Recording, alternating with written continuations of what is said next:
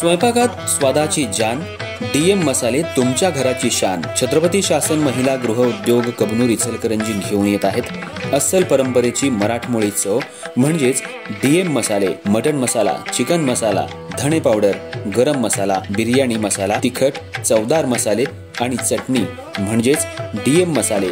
तर आजच आपल्या जेवणाची रंगत वाढवण्यासाठी केमिकल विरहित डीएम मसाले, गृहिणींच्या मनातले मसाले आणि चटणी अवश्य वापरा।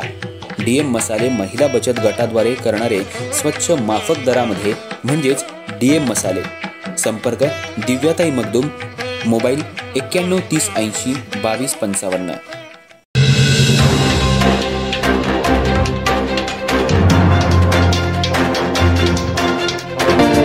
नमस्कार, मी तेजस्विनी मगदूम। एम मराठीमध्ये आपल्या सर्वांचं स्वागत आहे। पाहूया ठळक घडामोडी। इचलकरंजी शहराला 4 ते 5 दिवस आड पाणी येऊ लागले। या अनुषंगाने शहापूर परिसरात नागरिकांनी आज महापालिकेवर मोर्चा काढून आयुक्त पल्लवी पाटील यांना निवेदन दिलं आणि पाण्याचा प्रश्न लवकरात लवकर सोडवावा अशी मागणी केली, अन्यथा तीव्र आंदोलन केलं जाईल असा इशाराही दिला। इचलकरंजी शहर हे मँचेस्टर नगरी म्हणून ओळखलं जातं। गेल्या 3 वर्षांपूर्वी इचलकरंजी नगरपालिकेचं महानगरपालिकेत रूपांतर झाले। शहराला वारणा आणि सुळकुड योजना मंजूर झाली होती।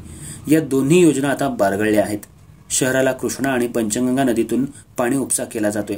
कृष्णा आणि पंचगंगा नदीच्या पाईपलाईन वारंवार गळत असल्यामुळे शहराला 4 ते 5 दिवस आड पाणी येऊ लागले।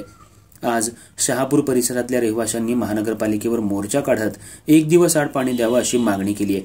इचलकरंजी शहराचा पाण्याचा प्रश्न दिवसेंदिवस गंभीर होऊ लागलाय, तसंच उन्हाची झळ वाढू लागली आहे। पंचगंगा नदी प्रदूषित असल्यामुळे कधी पाणी उचललं जातं तर कधी पाणी घेतलं जात नाही। त्यामुळे कृष्णेच्या योजनेवर सध्या शहराला पाणी दिलं जात आहे।